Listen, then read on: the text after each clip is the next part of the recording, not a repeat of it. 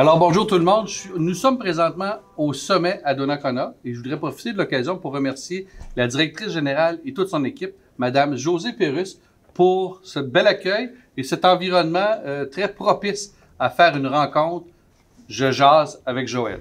Aujourd'hui, nous sommes avec Madame Micheline Côté. Bonjour, Madame Côté. Bonjour, Joël. Merci de nous accueillir chez vous parce que vous êtes une résidente ici. Oui, moi, je suis résidente ici depuis 10 ans. Wow. Une citoyenne de Donnacona? Moi, je suis native de Neuville. Okay. J'oublie jamais de le dire. C'est bien, les racines, c'est important. Oui. Et puis, mais j'ai demeure à Donnacona depuis l'âge de 22 ans. J'en ai 86, donc ça te donne une idée. Moi, je vous aurais pas demandé votre âge, là. Moi, ma mère, je toujours être poli avec les dames. Non. Mais 86 ans, je vous aurais pas donné ça. Mon Dieu, vous êtes poli et gentil.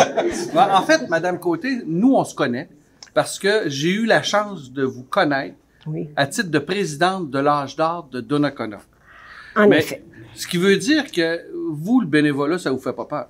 Mon Dieu, ça fait 42 ans et plus que j'en fais du bénévolat. C'est ce que j'ai fait de toute ma vie. D'abord, j'ai élevé mes enfants, c'est bénévolement. Oui. Oui. Et puis... mais la paix, c'est intéressant. De voir nos enfants grandir, de voir nos enfants réussir. Vous avez combien d'enfants? Puis on reviendra aux organismes après. Oh oui. Moi, j'ai 3 enfants. Deux fils et puis une fille. J'ai 4 petits-enfants et 3 arrière-petits-enfants. Wow!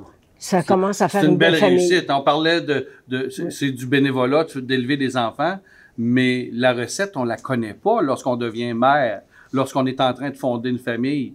Et vous avez grandi et vous avez réussi parce que je pense que vos enfants aujourd'hui sont tous bien établis. J'en suis très fière. J'en suis très fière. Dites-moi, j'aimerais savoir, qu'est-ce que vous donneriez comme conseil à une jeune fille qui décide de devenir mère? Quel serait le meilleur conseil que vous avez mis en application qui vous a permis d'avoir de très bons résultats? Et c'est une belle fierté, évidemment, là. Mais oui. Bien, moi, d'abord, mes enfants, la première chose avec des enfants, il faut les aimer. Oui.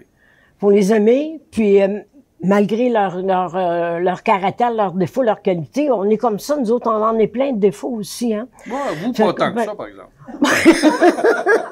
Non, j'en ai beaucoup. Mais c'est ça. Moi, j'ai donné beaucoup d'amour à nos enfants et puis de leur inculquer d'abord la politesse, le bien, oui, tu sais, les faire instruire aussi. Oui. Ça, l'instruction, c'est très important. Chez les enfants, on fournit à nos enfants des outils en leur donnant une scolarité pour leur permettre d'être autonomes à leurs adultes. Oui. Moi, j'en ai un qui est chauffeur de camion, mais il a rêvé à ça depuis qu'il est où de même. Bon. Ben, il nous en faut des chauffeurs de camion. On s'en est aperçu pendant la pandémie. Oui, vous avez raison. Puis, j'en ai un qui est comptable agréé, à la retraite maintenant, à 61 ans. Wow. Et puis, ma fille est enseignante. Elle a fait son temps d'enseignement en Ontario. Puis, elle vient de prendre sa retraite. Elle a 55 ans. Elle a été 30 ans enseignante en Ontario. C'est une belle réalisation. Comme mère, là, je pense que si je vous pose la question, quelle est votre plus belle réalisation? Mais c'est mes enfants. Oui, c'est ça. C'est mes enfants, sans contredit. Puis, tu sais, nos enfants, faut les guider dans la vie, mais faut pas être coercitif avec eux autres. Moi, mes enfants, je leur ai jamais dit un mot que ma mère me disait, je te défends. Je trouve que faut jamais dire à nos enfants, je te défends. Si on veut pas qu'ils fassent des choses, faut leur expliquer le pourquoi. Puis leur dire, prendre le temps d'expliquer, leur dire, mais telle chose, moi, je te conseille pas de le faire parce que. Puis j'ai jamais eu de problème avec mes enfants. C'est un bon conseil, ça. Puis je vais vous faire une parenthèse. Moi, j'ai 2 enfants. Oui. Quand j'ai eu mon fils, bien évidemment, un enfant, pour des parents, on donne de l'amour. Ah oui. Mais la question que je me suis posée quand j'ai eu mon 2e enfant, comment je vais...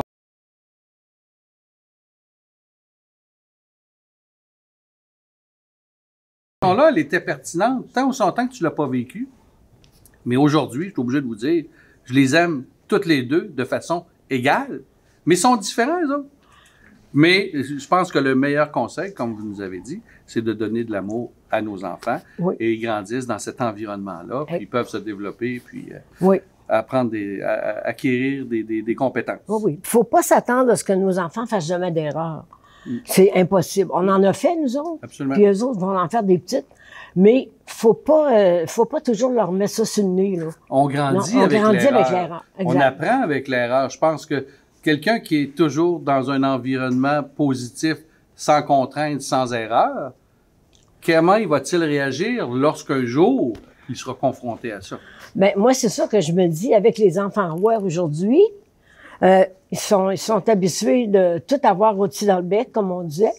Et puis, première petite erreur, première petite chose, ils paniquent et puis... il y a de l'anxiété, il y a un stress, ils sont pas habitués de gérer ce genre de situation-là. C'est un phénomène de société et, comme on dit, chaque génération vit sa vie de façon particulière et on se dit toujours comment ils vont passer à travers.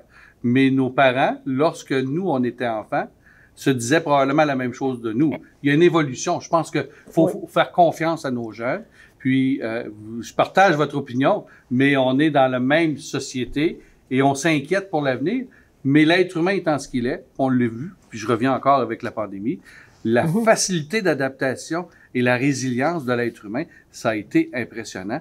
Puis, ça a été impressionnant de génération en génération. Les gens ont réussi à passer à travers et à trouver des solutions. Alors, non, c'est préoccupant pour nous, mais il faut faire confiance à notre jeunesse. Oui, puis il faut arrêter de dire « dans notre temps ». Oui. Dans notre temps, c'était comme ça, puis dans notre temps, c'était comme ça. Puis, mais c'est vrai que c'est comme ça, comme ça, mais ça change rien. Mais oui, mais on s'adapte, on vit selon notre temps, on s'adapte. Oui. Si tu n'es pas capable de t'adapter au temps d'aujourd'hui, tu vas être malheureux toute ta vie aussi, là. Oui. Puis il faut arrêter aussi de penser que nos enfants vont avoir de la misère à s'en sortir. Ils vont faire comme nous autres. Ils n'ont pas vécu ce qu'on a vécu. Donc, ils vont s'en sortir. Ils n'ont pas le même bagage. Puis ils vont vivre des épreuves. Il faut les accompagner, mais pas prendre la douleur à leur place. Absolument pas. Absolument Parlons maintenant de votre implication au niveau de la communauté de Donnacona. Moi, je vous ai connu à l'âge d'or, mais vous avez fait beaucoup d'autres choses avant ou en même temps. Non, moi, j'ai commencé d'abord, quand je me suis toujours dit que je m'impliquerais quand ma dernière irait au secondaire. Donc, quand ma petite dernière, qui est Josée, qui est maintenant à la retraite, qui est maintenant à la retraite, oui. Bon, fait que quand elle est partie pour le secondaire, là, je suis allée à l'ouvroir de Donnacona. Puis à l'ouvroir, mais c'était tenu par les femmes chrétiennes. Les femmes chrétiennes, c'était les anciennes dames de Sainte-Anne. Et puis, donc, on voulu que je plonge avec les femmes chrétiennes.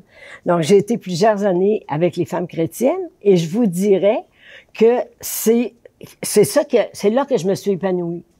C'est là que j'ai pris un petit peu de pic puis être capable. Parce qu'avant, ça paraît pas là, mais j'étais une femme timide. Il faut du pic pour faire du bénévolat? Oui.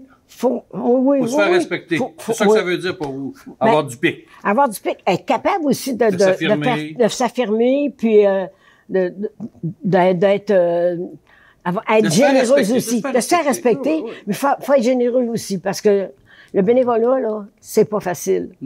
Hein? Si tu veux être critiqué, fais du bénévolat. Puis, c'est sûr. Puis moi, j'ajouterais, c'est des TLM. Toujours les mêmes.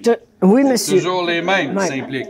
Demandez à un bénévole de trouver du temps pour s'impliquer, il va en trouver. Oui. Mais demandez à quelqu'un qui n'a jamais fait de bénévolat, de trouver du temps, c'est compliqué. Ils n'en ont pas. Non. Alors, c'est assez particulier, mais c'est une réalité. Oui. J'assistais hier, puis là, je partage avec vous, et je partage avec l'assistance. J'assistais hier à la création d'un cercle des fermières. On est en 2023. Je suis allé à Pont-Rouge hier et ils ont la création d'un cercle des fermières. Et ce que je leur disais, c'est que vous m'impressionnez parce qu'en 2023, plusieurs organisations manquent de bénévoles parce que les gens ne veulent plus nécessairement s'impliquer autant qu'avant. Mmh. Alors, eux ont réussi à monter un nouveau cercle des fermières et je discutais avec des bénévoles puis je leur disais, quel plaisir de faire du bénévolat. Qu'est-ce que vous retirez de vos implications, vous? Moi, beaucoup d'amitié, beaucoup de confiance en moi aussi. Ce que j'avais pas quand j'étais jeune, la confiance en moi. Et puis, je sais pas, la compréhension du monde. Puis, on voit qu'il y a beaucoup de gens qui ont des besoins puis qui oseraient pas en parler s'ils venaient pas. Comme à l'âge d'or, là.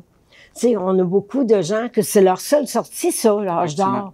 Ils viennent à l'âge d'or, on leur fait des soupers, on fait un vous créez du bonheur autour de vous. Oui, exactement. C'est un peu votre paye. Je dis souvent, lorsque je fais des interventions dans des organismes, je leur dis que l'importance pour les comités organisateurs, c'est d'avoir des participants. Parce que vous le faites pour qu'il y ait une participation, pour rendre ces gens-là encore plus heureux. Mais s'ils sont pas là, l'activité, c'est décevant, vous avez mis beaucoup d'énergie et il n'y a pas de résultat. Oui. Alors, c'est gagnant-gagnant. Oui, exactement. Si on va en rafale, vous avez le Louvois, vous avez l'âge d'or. J'étais sur le CA de la Caisse populaire avec mon amie Louise Marcoux. On a été les 2 premières femmes sur le CA de la Caisse populaire. J'étais là 10 ans. Ensuite, je suis partie de là, puis je me suis en allée à l'église comme marguillier. Dans le temps, on appelait ça des marguilliers. Maintenant, c'est administrateur. Ensuite, j'ai avec d'autres personnes, on a parti en fait, vous avez plusieurs organisations où vous étiez impliquée et vous êtes présentement encore présidente. Oui. Et là, est-ce que vous faites un appel pour vous remplacer comme présidente? Oui. Ça fait longtemps que je fais un appel pour me faire remplacer comme présidente et puis je me fais répondre non, t'es bonne, tu restes là. Bien, moi, je peux confirmer, Mme Côté, c'est vrai que vous êtes bonne. Puis moi, je suis content d'avoir fait l'entrevue avec vous aujourd'hui pour vous connaître encore un petit peu plus, mais je sais que le Club de l'âge d'or de Donnacona est en de bonnes mains. Moi, je vais vous dire merci d'avoir participé, de vous être prêté à cet exercice-là. Et encore une fois, longue vie à vous, avec votre famille, enfants, petits-enfants et arrière-petits-enfants. C'est votre fierté et on est bien fiers avec vous. Merci beaucoup, Mme Côté. Merci beaucoup, monsieur. C'est un plaisir. Ça fait un plaisir pour moi.